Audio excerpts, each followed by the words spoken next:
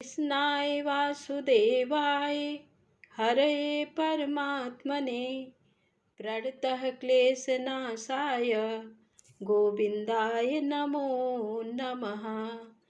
आप सभी को जन्माष्टमी की हार्दिक शुभकामनाएं। आज जन्माष्टमी के पावन पर्व पर आइए सुने कृष्ण जन्माष्टमी की पौराणिक कथा। अंधकार से घिरे समय में जब अधर्म अपने चरम पर था, जब पृथ्वी पापों के बोझ से करा उठी थी, जब राक्षसी प्रवृत्तियां सत्य और धर्म को निगलने को आतुर थी, तब ईश्वर ने अवतार लिया। वह क्षण साधारण न था। वह रात मात्र एक रात्रि न थी। वह समय एक युग परिवर्तन का संकेत था।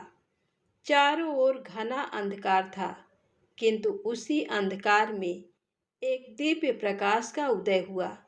नंदलाल के रूप में देवकी की कोख से जब वसुदेव की बाहों में शिशु के रूप में परब्रह्म प्रकट हुए, तो समूचा ब्रह्मांड थम गया। गूंज उठा एक दिव्य स्वर। ये कथा केवल जन्म की नहीं, ये आशा की पुनर्स्थापना है। ये गाथा केवल श्री कृष्ण की नहीं, ये धर्म, प्रेम और लीलाओं की अमर कहानी है। आइए श्रद्धा और प्रेम से सुनते हैं कृष्ण जन्माष्टमी की वह पावन कथा, जो युगों युगों से हमारे हृदय को भक्ति और विश्वास से सिंचित करती आ रही है। बहुत समय पहले की बात है। द्वापर युग का अंतिम चरण चल रहा था। अधर्म, अन्याय और अत्याचार से धरती माता अत्यंत पीड़ित थी। राक्षस रूप धारण कर अनेक अत्याचारी राजा पृथ्वी पर राज कर रहे थे, जिनमें कंस का अत्याचार सबसे अधिक था। धरती माता ने गाय का रूप धारण कर भगवान विष्णु से प्रार्थना की, प्रभु, अब आप ही धरती को इस पीड़ा से मुक्त करें। भगवान विष्णु ने वचन दिया कि वे स्वयं पृथ्वी पर अवतरित होंगे और अधर्म का विनाश करेंगे। भगवान कृष्ण इस दिन पृथ्वी पर अवतरित हुए थे, अतः इस दिन को कृष्ण जन्माष्टमी के रूप में मनाते हैं। इसीलिए कृष्ण जन्माष्टमी के मौके पर मथुरा नगरी भक्ति के रंगों से सराबोर होती है। कृष्ण जन्माष्टमी का उत्सव संपूर्ण ब्रज मंडल में घर घर में, मंदिर मंदिर में मनाया जाता है। अधिकतर लोग व्रत रखते हैं और रात को 12 बजे ही पंचामृत या फलाहार ग्रहण करते हैं। फल, मिष्ठान, वस्त्र, बर्तन, खिलौने और रुपए लुटाए जाते हैं, जिन्हें प्रायः सभी श्रद्धालु लूटकर धन्य होते हैं। एक बार इंद्र ने नारद जी से कहा, हे मुनियों में श्रेष्ठ, सभी शास्त्रों के ज्ञाता, हे देव, व्रतों में उत्तम उस व्रत को बताएं जिस व्रत से मनुष्यों को मुक्ति लाभ प्राप्त हो तथा उस व्रत से प्राणियों को भोग व मोक्ष भी प्राप्त हो जाए। इंद्र की बातों को सुनकर नारद जी ने कहा, त्रेता युग के अंत में और द्वापर युग के प्रारंभ समय में निंदित कर्म को करने वाला कंस नाम का एक अत्यंत पापी दैत्य हुआ। उस दुष्ट व दुराचारी कंस की देवकी नाम की एक सुंदर बहन थी। देवकी के गर्भ से उत्पन्न 8वां पुत्र कंस का वध करेगा। नारद जी की बातें सुनकर इंद्र ने कहा, उस दुराचारी कंस की कथा का विस्तार पूर्वक वर्णन कीजिए। क्या यह संभव है कि देवकी के गर्भ से उत्पन्न 8वां पुत्र अपने मामा कंस की हत्या करेगा? इंद्र की संदेह भरी बातों को सुनकर नारद जी ने कहा, हे अदिति पुत्र इंद्र, एक समय की बात है। उस दुष्ट कंस ने एक ज्योतिषी से पूछा, मेरी मृत्यु किस प्रकार और किसके द्वारा होगी? ज्योतिषी बोले, हे दानवों में श्रेष्ठ कंस, वसुदेव की पत्नी देवकी, जो वाक्पटु है और आपकी बहन भी है, उसी के गर्भ से उत्पन्न उसका 8वां पुत्र, जो कि शत्रुओं को भी पराजित कर इस संसार में कृष्ण के नाम से विख्यात होगा, वही एक समय सूर्योदय काल में आपका वध करेगा। ज्योतिषी की बातों को सुनकर कंस ने कहा, हे दैवज, अब आप ये बताएं कि देवकी का 8वां पुत्र किस मास में किस दिन मेरा वध करेगा। ज्योतिषी बोले, हे महाराज, माघ मास के शुक्ल पक्ष की तिथि को 16 कलाओं से पूर्ण श्री कृष्ण से आपका युद्ध होगा। उसी युद्ध में वे आपका वध करेंगे। इसलिए हे महाराज, आप अपनी रक्षा यत्न पूर्वक करें। इतना बताने के पश्चात नारद जी ने इंद्र से कहा, ज्योतिषी द्वारा बताए गए समय पर ही कंस की मृत्यु कृष्ण के हाथ निस्संदेह होगी। तब इंद्र ने कहा, हे मुनि, उस दुराचारी कंस की कथा का वर्णन कीजिए और बताइए कि कृष्ण का जन्म कैसे होगा तथा कंस की मृत्यु कृष्ण द्वारा किस प्रकार होगी। इंद्र की बातों को सुनकर नारद जी ने पुनः कहना प्रारंभ किया। उस दुराचारी कंस ने अपने एक द्वारपाल से कहा, मेरी इस प्राणों से प्रिय बहन की पूर्ण सुरक्षा करना। द्वारपाल ने कहा, ऐसा ही होगा। कंस के जाने के पश्चात उसकी छोटी बहन दुखित होते हुए जल लेने के बहाने घड़ा लेकर तालाब पर गई। उस तालाब के किनारे एक वृक्ष के नीचे बैठकर देवकी रोने लगी। उसी समय एक सुंदर स्त्री, जिसका नाम यशोदा था, उसने आकर देवकी से प्रिय वाणी में कहा, हे देवी, इस प्रकार तुम क्यों विलाप कर रही हो? अपने रोने का कारण मुझसे बताओ। तब दुखी देवकी ने यशोदा से कहा, हे बहन, नीच कर्मों में आसक्त दुराचारी मेरा ज्येष्ठ भ्राता कंस है। उस दुष्ट भ्राता ने मेरे कई पुत्रों का वध कर दिया। इस समय मेरे गर्भ में 8वां पुत्र है, वह इसका भी वध कर डालेगा, क्योंकि मेरे ज्येष्ठ भ्राता को ये भय है कि मेरे अष्टम पुत्र से उसकी मृत्यु अवश्य होगी। देवकी की बातें सुनकर यशोदा ने कहा, हे बहन, विलाप मत करो, मैं भी गर्भवती हूँ। यदि मुझे कन्या हुई तो तुम अपने पुत्र के बदले उस कन्या को ले लेना। इस प्रकार तुम्हारा पुत्र कंस के हाथों मारा नहीं जाएगा। तदनंतर कंस ने अपने द्वारपाल से पूछा, देवकी कहाँ है? इस समय वह दिखाई नहीं दे रही है। तब द्वारपाल ने कंस से नम्र वाणी में कहा, हे महाराज, आपकी बहन जल लेने तालाब पर गई हुई है। ये सुनते ही कंस क्रोधित हो उठा और उसने द्वारपाल को उसी स्थान पर जाने को कहा जहाँ वह गई हुई है। द्वारपाल की दृष्टि तालाब के पास देवकी पर पड़ी। तब उसने कहा कि आप किस कारण से यहाँ आई हैं? उसकी बातें सुनकर देवकी ने कहा कि मेरे घर में जल नहीं था, मैं जल लेने जलाशय पर आई हूँ। इसके पश्चात देवकी अपने घर की ओर चली गई। कंस ने पुनः द्वारपाल से कहा कि इस घर में मेरी बहन की तुम पूर्णतः रक्षा करो। अब कंस को इतना भय लगने लगा कि घर के भीतर दरवाजों में विशाल ताले बंद करवा दिए और दरवाजे के बाहर दैत्यों और राक्षसों को पहरेदारी के लिए नियुक्त कर दिया। कंस हर प्रकार से अपने प्राणों को बचाने के प्रयास कर रहा था। एक समय सिंह राशि के सूर्य में आकाश मंडल में जलाधारी मेघों ने अपना प्रभुत्व स्थापित किया। भादो मास की कृष्ण पक्ष की अष्टमी तिथि को घनघोर अर्धरात्रि थी। उस समय चंद्रमा भी वृष राशि में था।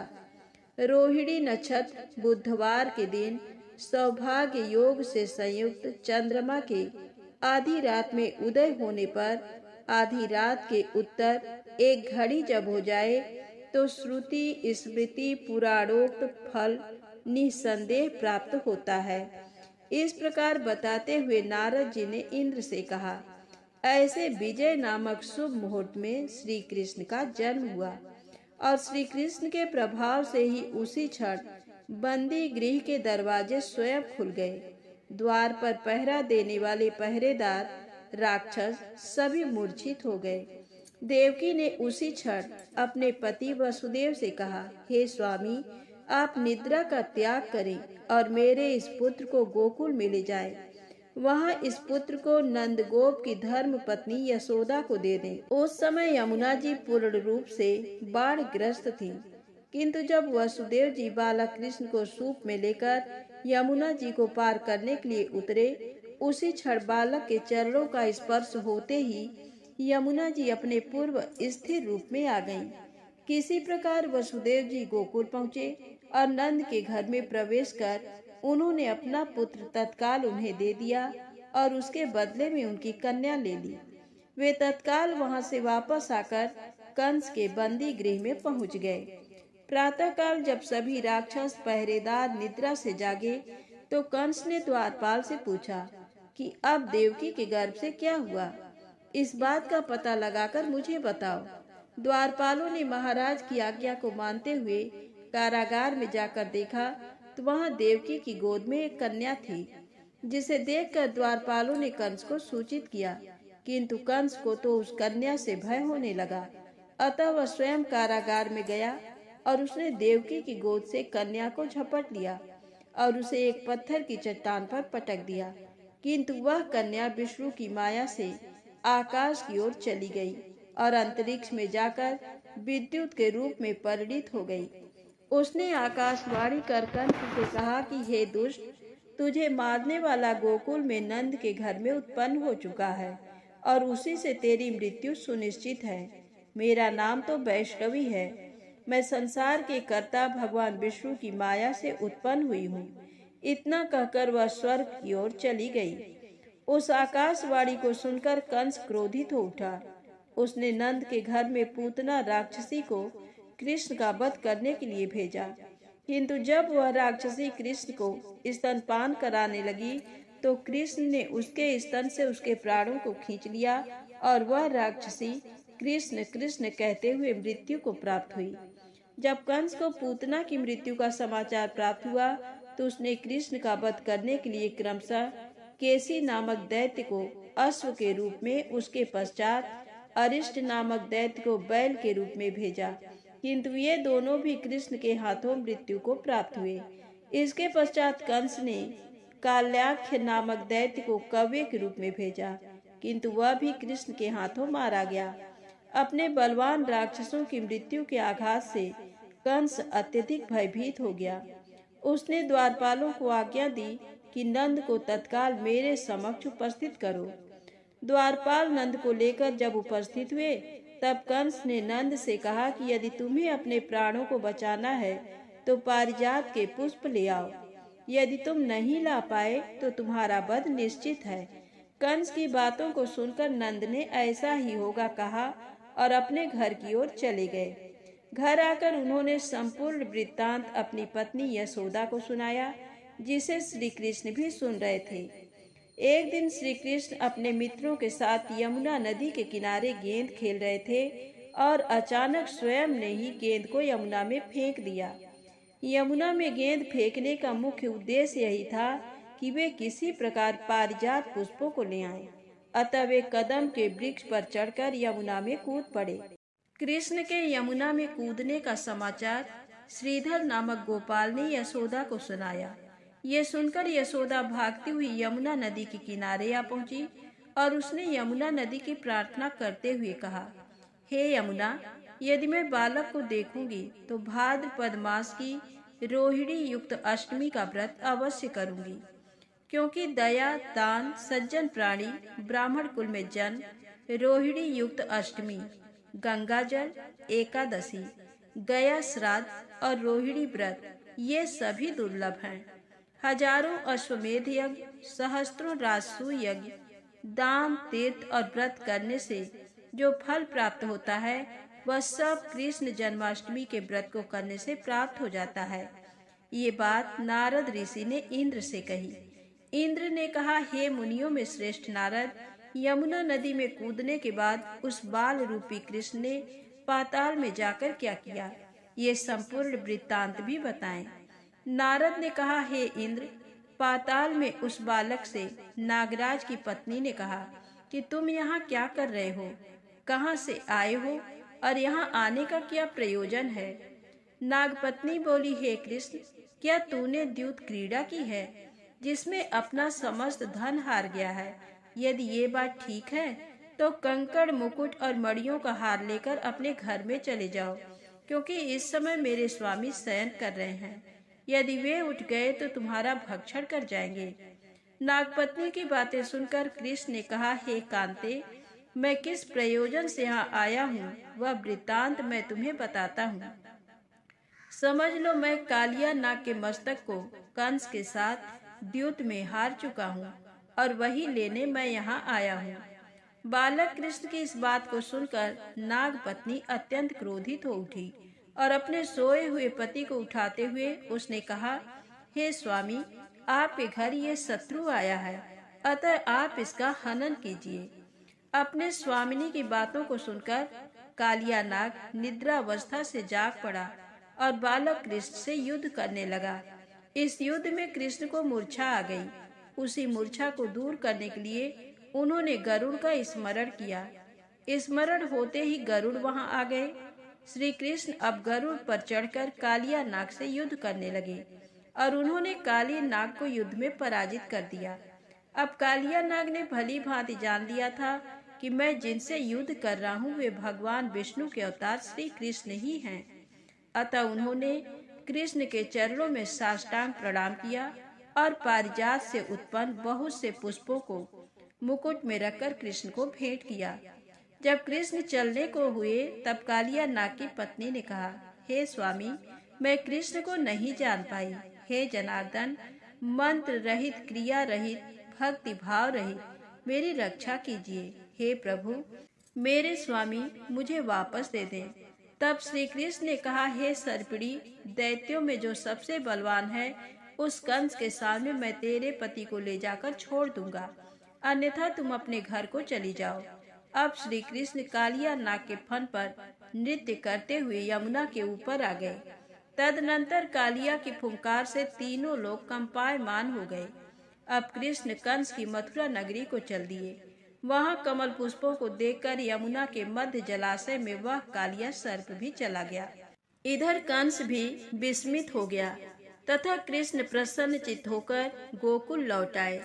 उनके गोकुल आने पर उनकी माता यशोदा ने विभिन्न प्रकार के उत्सव किए।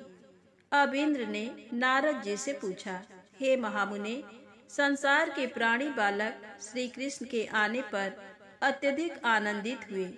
आखिर श्री कृष्ण ने क्या क्या चरित्र किया, वह सभी आप मुझे बताने की कृपा करें। नारद ने इंद्र से कहा, मन को हरने वाला मथुरा नगर यमुना नदी के दक्षिण भाग में स्थित है। वहाँ कंस का महाबलशाली भाई चाणूर रहता था। उस चाणूर से श्री कृष्ण के मल्ल युद्ध की घोषणा की गई। हे इंद्र, कृष्ण एवं चाणूर का मल्ल युद्ध अत्यंत आश्चर्यजनक था। चाणूर की अपेक्षा कृष्ण बाल रूप में थे। भेरी, शंख और मृदंग के शब्दों के साथ कंस और केसी इस युद्ध को मथुरा की जनसभा के मध्य में देख रहे थे। रंगशाला के अखाड़े में चाणूर, मुष्टिक, सल, तोसल आदि बड़े बड़े भयंकर पहलवान दंगल के लिए प्रस्तुत थे। महाराज कंस अपने बड़े बड़े नागरिकों तथा मित्रों के साथ उच्च मंच पर विराजमान था। रंगशाला में प्रवेश करते ही श्री कृष्ण ने अनायासी धनुष को अपने बाएं हाथ से उठा लिया। पलक झपकते ही सबके सामने उसकी डोरी चढ़ा दी तथा डोरी को ऐसे खींचा कि वह धनुष भयंकर शब्द करते हुए टूट गया।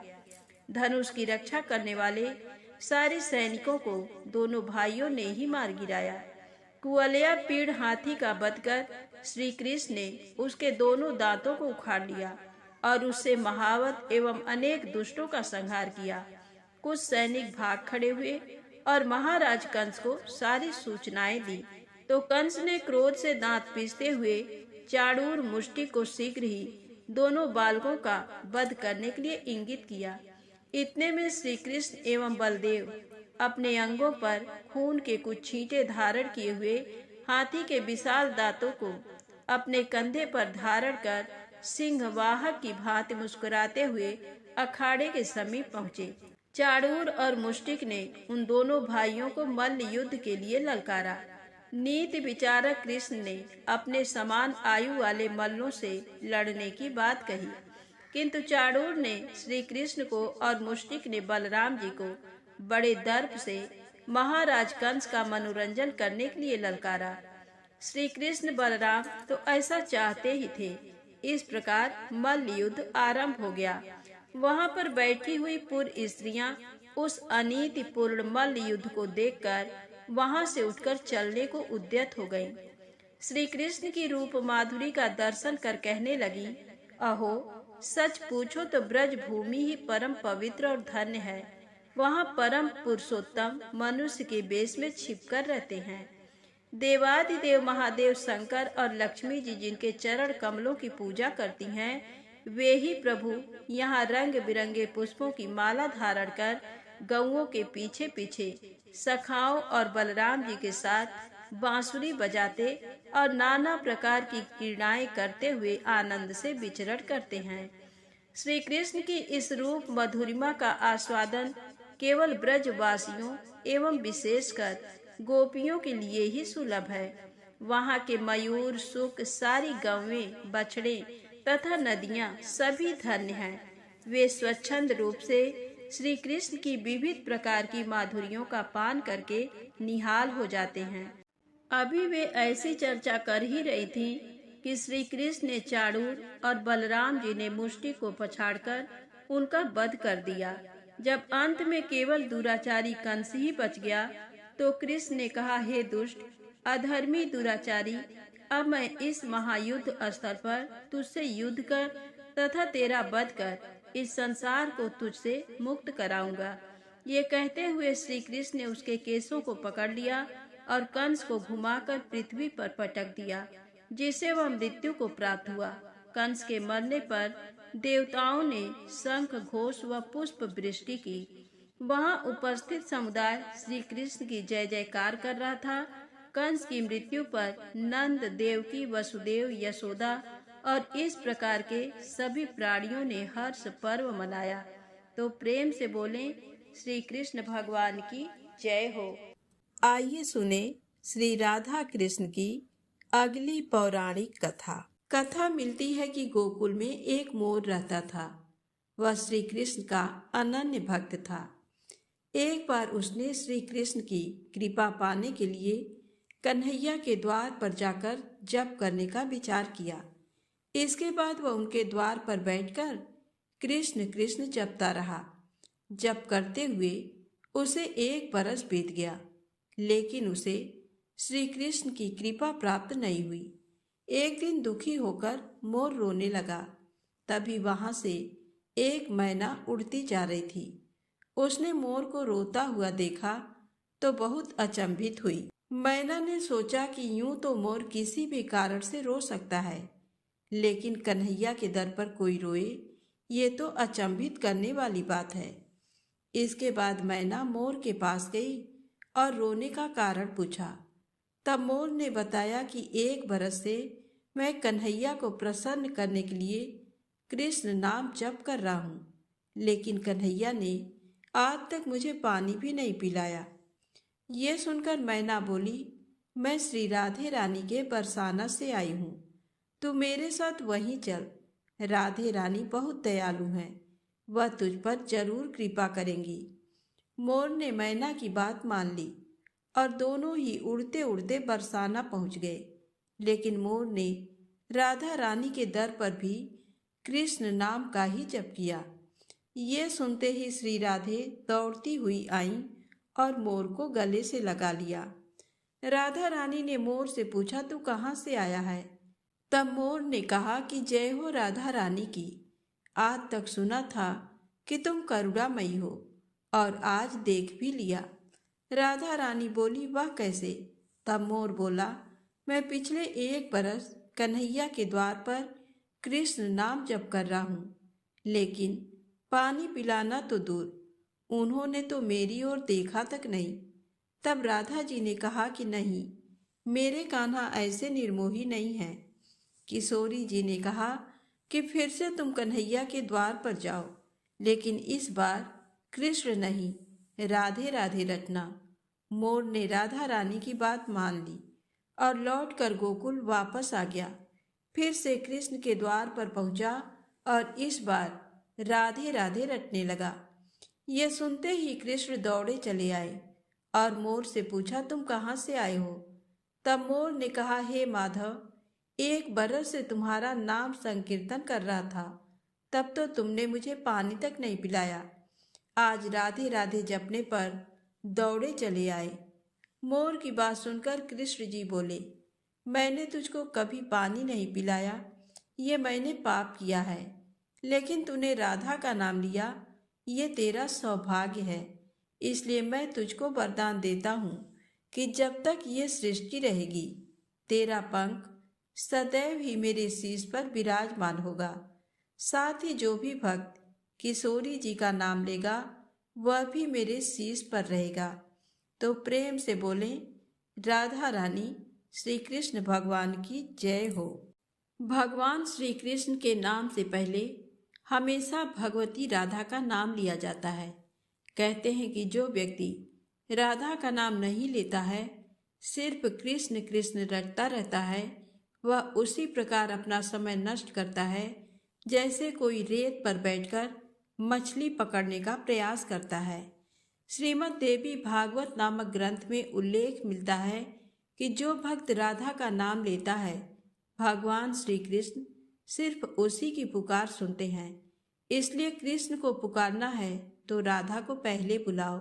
जहाँ श्री भगवती राधा होंगी, वहाँ कृष्ण खुद ही चले आएंगे।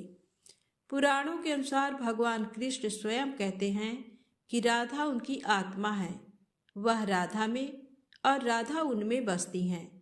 कृष्ण को पसंद है कि लोग भले ही उनका नाम नहीं लें, लेकिन राधा का नाम जपते रहें।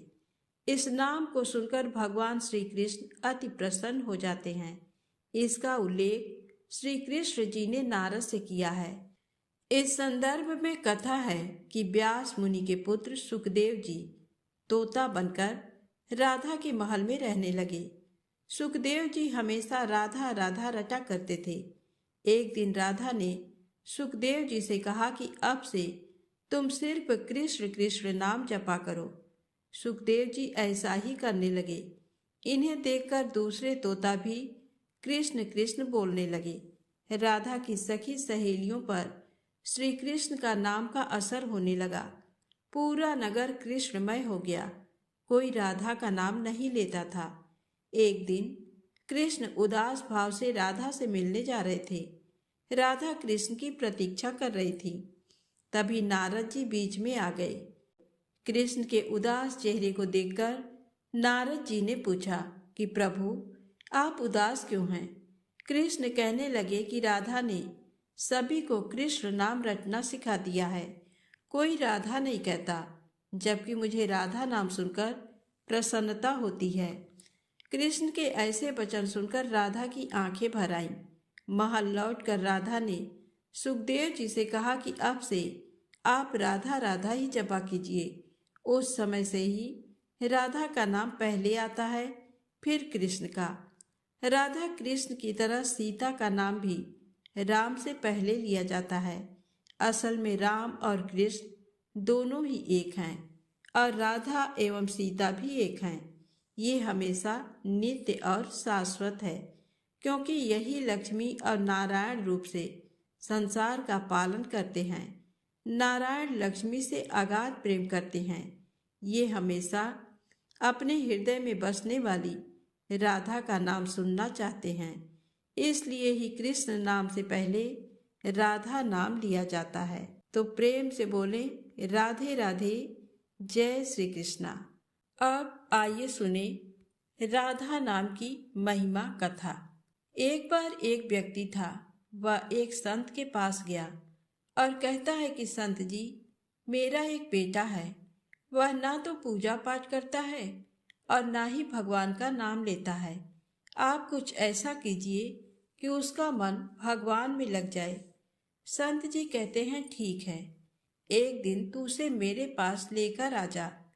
अगले दिन वो व्यक्ति अपने बेटे को लेकर संत जी के पास गया। अब संत जी उसके बेटे से कहते हैं, बेटा बोल राधे राधे। बेटा कहता है, मैं क्यों कहूँ? संत जी कहते हैं, बेटा बोल राधे राधे। वो इसी तरह से मना करता रहा और अंत तक उसने यही कहा कि मैं क्यों कहूँ राधे राधे। संत जी ने कहा, जब तुम मर जाओगे और यमराज के पास जाओगे, तब यमराज तुमसे पूछेंगे कि कभी भगवान का नाम लिया, कोई अच्छा काम किया? तब तुम कह देना कि मैंने जीवन में एक बार श्री राधा रानी के नाम को बोला है, बस एक बार, इतना बताकर वह चले गए। समय व्यतीत हुआ और एक दिन वो मर गया। यमराज के पास पहुंचा। यमराज ने पूछा, कभी कोई अच्छा काम किया है? उसने कहा, हाँ महाराज, मैंने जीवन में एक बार श्री राधा रानी के नाम को बोला है। आप उसकी महिमा बताइए। यमराज सोचने लगा कि एक बार नाम की महिमा क्या होगी, इसका तो मुझे भी नहीं पता है। यमराज बोले, चलो इंद्र के पास, वो ही बताएंगे। तो वो व्यक्ति बोला, मैं ऐसे नहीं जाऊंगा, पहले पालकी लेकर आओ, उसमें बैठकर जाऊंगा। यमराज ने सोचा ये बड़ी मुसीबत है, फिर भी पालकी मंगवाई गई और उसे बिठाया। 4 कहार पालकी उठाने वाले लग गए। वो बोला, यमराज जी, सबसे आगे वाले कहार को हटाकर उसकी जगह आप लग जाइए। यमराज जी ने ऐसा ही किया।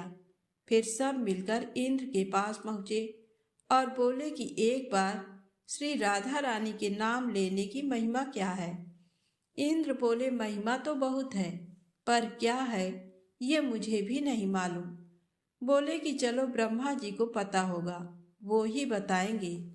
वो व्यक्ति बोला, इंद्र जी ऐसा है, दूसरे कहार को हटाकर आप यमराज जी के साथ मेरी पालकी उठाइए। अब एक ओर यमराज पालकी उठा रहे हैं और दूसरी तरफ इंद्र जी लगे हुए हैं। पहुंचे ब्रह्मा जी के पास।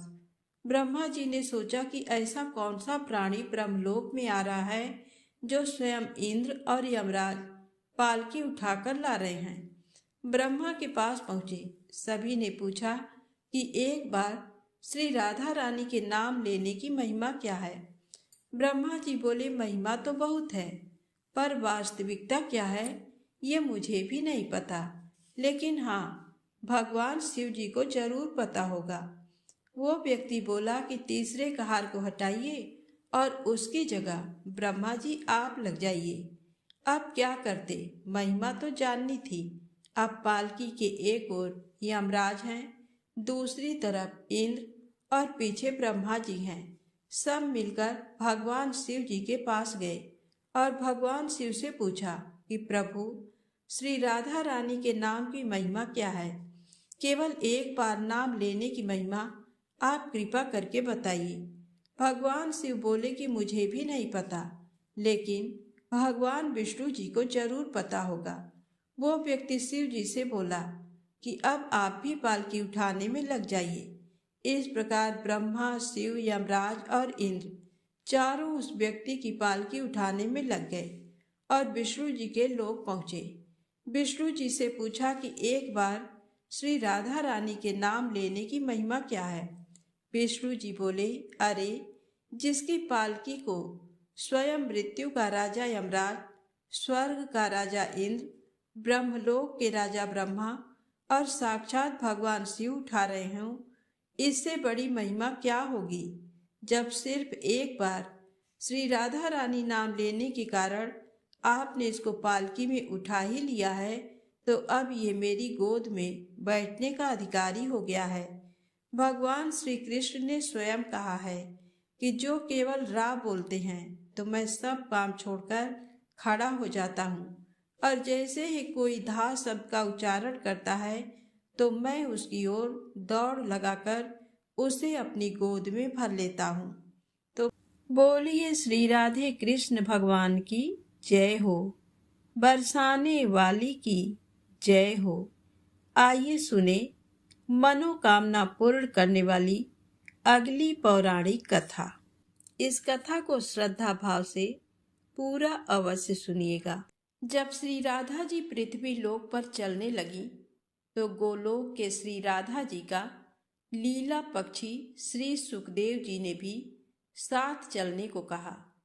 तो वहीं राधा जी की आज्ञा से भगवान की अमर कथा रूपी भागवत कथा के प्रचार करने के लिए गोलोक के लीला पक्षी श्री सुखदेव जी एक सुग्गी के गर्भ के अंडे के रूप में प्रकट होकर अमरनाथ में प्रकट हुए थे। वह अंडा हवा के झकोरों के कारण फूट गया था तथा अमरनाथ में फूटा हुआ पड़ा था। इधर एक बार श्री नारद जी घूमते घूमते कैलाश पर्वत पर पहुंचे तो श्री पार्वती जी ने नारद को सत्कार करने के बाद पूछा कि नारद जी, आप कहाँ से आ रहे हैं। तो नारद जी ने कहा कि मैं हर जगह घूमते हुए आ रहा हूँ, परंतु अब घूमना कम कर दिया हूँ क्योंकि लोगों पर विश्वास नहीं है। इसका कारण लोगों में प्रेम एक दूसरे के प्रति नहीं है, केवल दिखावा का प्रेम है, वस्तुतः नहीं। तब पार्वती जी ने कहा कि हे नारद जी, लेकिन हमारे पति भूत भावन शंकर जी में तो बहुत प्रेम है, यानी श्री शंकर जी हमसे बहुत प्रेम करते हैं। तब श्री नारद जी ने कहा कि हे पार्वती जी, जब आपके पतिदेव श्री शंकर जी आपसे प्रेम करते हैं तो ये जरूर बतलाए होंगे कि श्री शंकर जी जो अपने गले में माला पहनते हैं वह कैसी और किसकी माला है। तब पार्वती ने कहा कि हे नारद जी, ये माला पहनने का रहस्य तो वे अभी तक नहीं बतलाए हैं।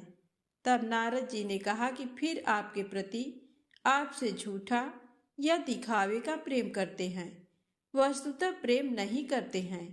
इतना कहकर श्री नारद जी वहां से चल दिए।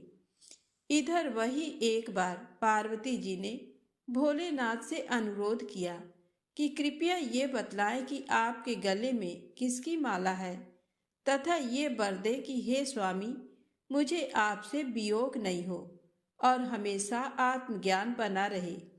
इसका कोई उपाय बताएं।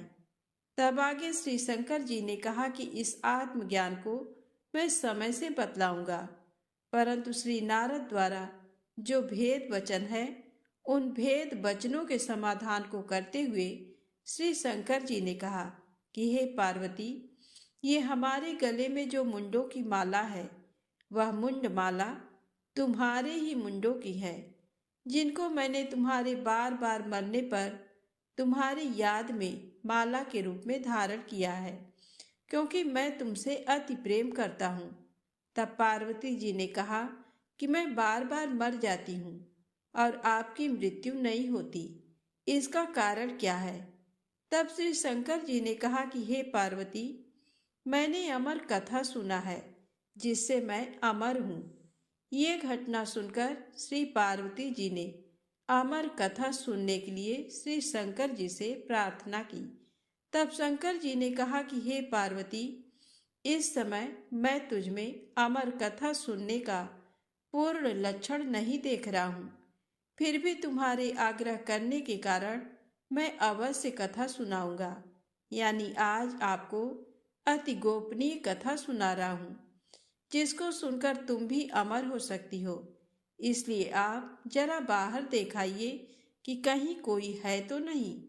श्री पार्वती जी ने बाहर आकर चारों तरफ अच्छी तरह देखा तो वहां एक सुख सावक के विगलित अंडे के सिवा कुछ नहीं था।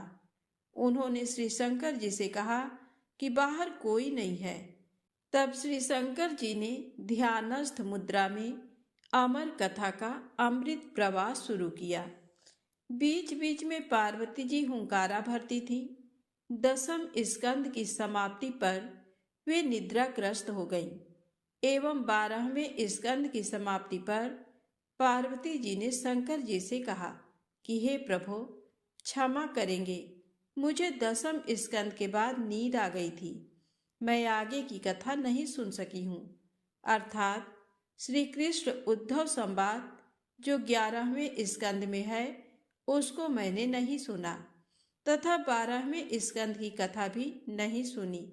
इधर ये जानने हेतु कि फिर कथा के बीच में हुंकारी कौन भर रहा था, ये जानने के लिए शिवजी बाहर निकले। उन्होंने एक सुंदर सुख सावक को देखा। श्री शंकर जी ने पार्वती जी से पूछा, आखिर ये सुख सावक कहाँ से आ गया। पार्वती जी ने विनीत वाणी में कहा कि ये तो विगलित अंडे के रूप में पड़ा था, श्री भागवत कथा रूपी अमृत पान से जीवित हो गया। इस प्रकार अमर कथा की गोपनीयता भंग होने से शंकर जी सुख सावक को पकड़ने के लिए झपटे। सुख शावक उड़ गया और उड़ते उड़ते भय से श्री बद्रिकाश्रम के निकट स्थित व्यास आश्रम पर श्री व्यास जी की पत्नी पिंगला के मुख में प्रवेश कर गया। फिर शंकर जी ने श्री व्यास जी द्वारा सांत्वना प्राप्त कर वापस अपने आश्रम पर लौट गए। इधर श्री सुखदेव जी 16 वर्षों तक पिंगला के गर्भ में रहे। अंततो गत्वा श्री व्यास जी के अनुरोध करने पर सुखदेव जी ने अपना भय बताया। उन्होंने गर्भ के भीतर से कहा कि उन्हें बाहर आने पर माया से ग्रसित होने का भय है। यदि भगवान श्री कृष्ण द्वारा माया से ग्रसित नहीं होने का आश्वासन मिले तभी वे बाहर आएंगे।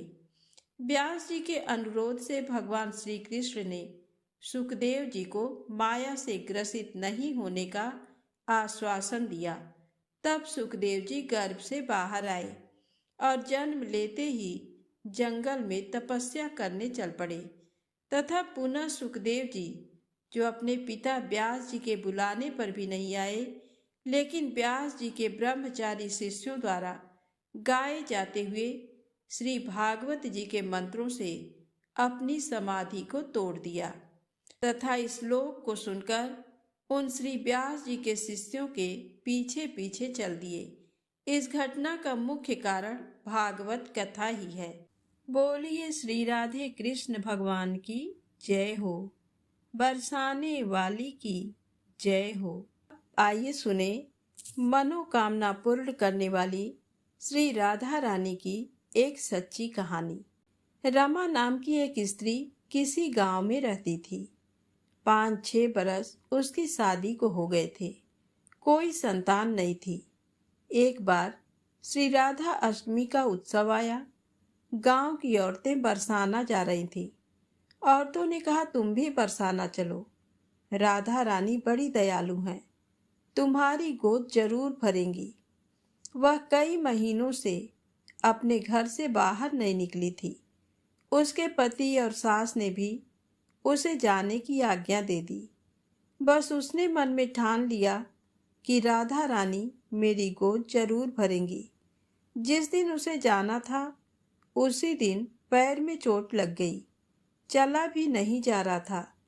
फिर भी वह स्त्रियों के संग यात्रा पर चली। सारे रास्ते ट्रेन में राधा कृष्ण का जाप कीर्तन करते हुए गई और बरसाना पहुंचकर नहा धोकर राधा जी के मंदिर में जाने के लिए तैयार हुई। राधा जी के महल में जब जाते हैं तो ऊपर बहुत से सीढ़ियां चढ़ने पड़ती हैं। जैसे सीढ़ियां चढ़ने लगी तो वह स्त्रियों को बोली, आप लोग आगे आगे चलो, मैं धीरे धीरे सीढ़ियों से आ रही हूँ। पैर में चोट लगने की वजह से चला भी नहीं जा रहा था। 2-4 सीढ़ियां चढ़ने के बाद उसका पैर मुड़ गया और वह नीचे गिरने लगी। तभी एक 7-8 साल की कन्या ने उसका हाथ पकड़ लिया। रमा बोली, बेटी, आज अगर तुम न होती तो मैं नीचे गिर गई होती।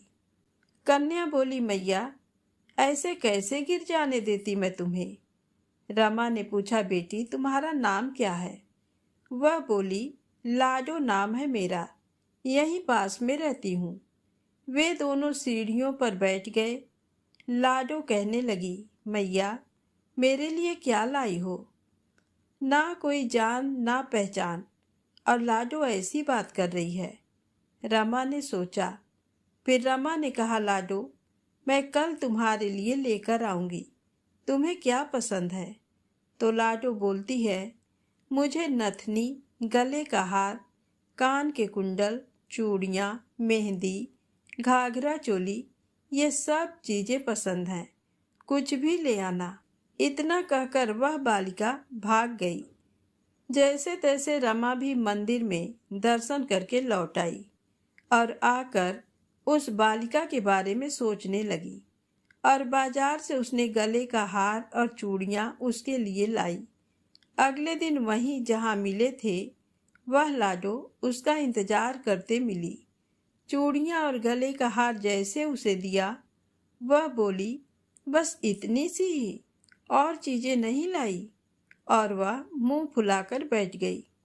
तब रमा बोली, अभी मैं 8 दिन यहीं पर हूँ, रोज तुम्हारे लिए कुछ न कुछ लाया करूँगी। ये सुनकर लाडो उसकी गोदी में बैठ गई और गले से लग गई। रमा तो रोने लगी। उसे जैसे एक संतान मिल गई। खूब प्यार से उसके सिर पर हाथ फेरा। ऐसे ही वह फिर चली गई। रमा ने मंदिर से आकर घाघरा और चोली उसके लिए बनवाए।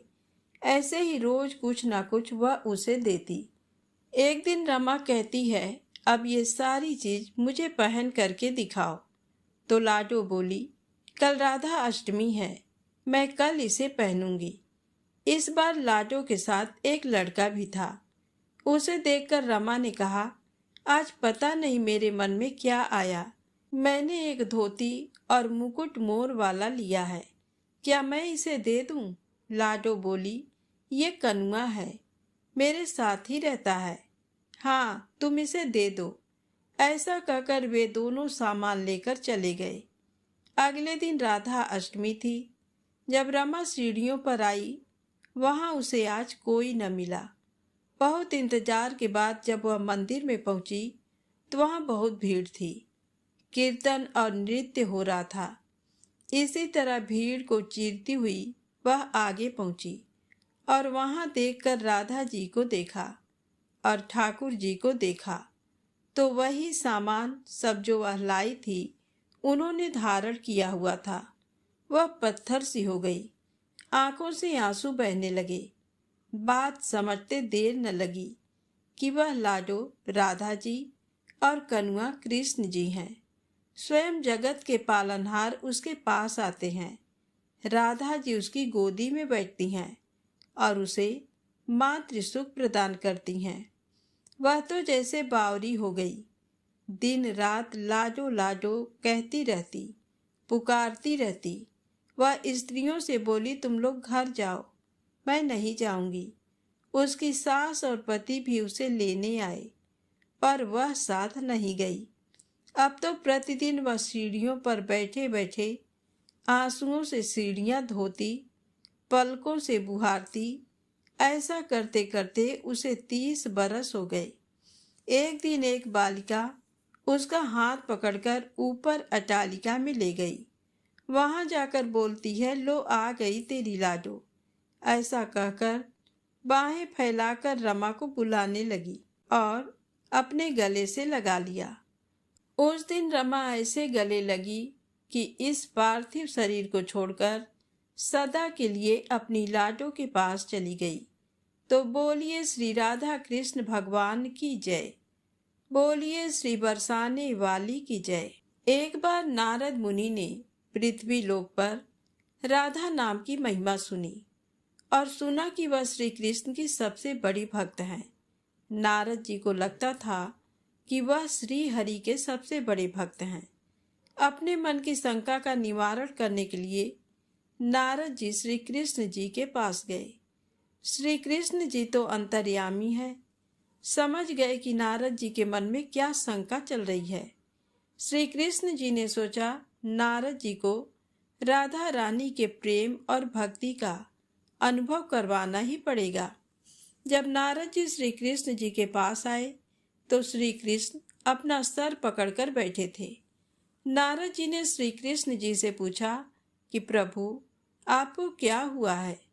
तब श्री कृष्ण जी कहने लगे कि नारद जी, मेरे सर में बहुत दर्द है। नारद जी ने पूछा कि प्रभु, आपके इस दर्द का निवारण कैसे होगा? तब श्री कृष्ण जी ने कहा कि अगर कोई मेरा सच्चा भक्त अपने चरणों को धोकर उसका चरणामृत मुझे पिलाए तो मेरे सिर का दर्द ठीक हो जाएगा। नारद जी सोचने लगे कि मैं श्री हरि का सच्चा भक्त हूँ, लेकिन श्री कृष्ण को अपने चरणों का चरण अमृत पिलाने से मुझे नरक तुल्य पाप लगेगा, इसलिए ऐसा पाप मैं अपने सर पर नहीं ले सकता। नारद जी ने रुक्मिणी जी से और बाकी रानियों से इस समस्या को सुनाया, लेकिन कोई भी इस पाप को अपने सर पर लेने को तैयार न हुआ। नारद जी को राधा रानी की याद आई। कि वह भी तो श्री कृष्णा जी की सच्ची भक्त हैं। नारद जी ने जाकर सारा प्रसंग राधा रानी को सुनाया। राधा रानी ने उसी समय एक बर्तन में जल लेकर अपने चरणों को धोकर जल नारद जी को दिया और कहा कि जल्दी से जाकर इसे श्री कृष्ण जी को दे दो। राधा रानी नारद जी से कहने लगी, मैं जानती हूँ कि इस बात के लिए मुझे नरक तुल्य पाप लगेगा। राधा रानी आगे नारद जी से कहती हैं, श्री कृष्ण के दर्द के निवारण के लिए मैं कोई भी पाप अपने सर पर लेने को तैयार हूँ।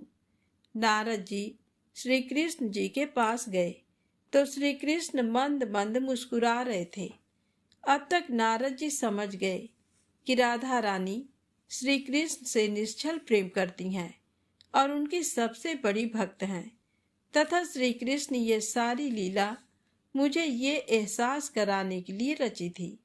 तो बोलिए श्री राधा कृष्ण भगवान की जय हो, बरसाने वाली की जय हो।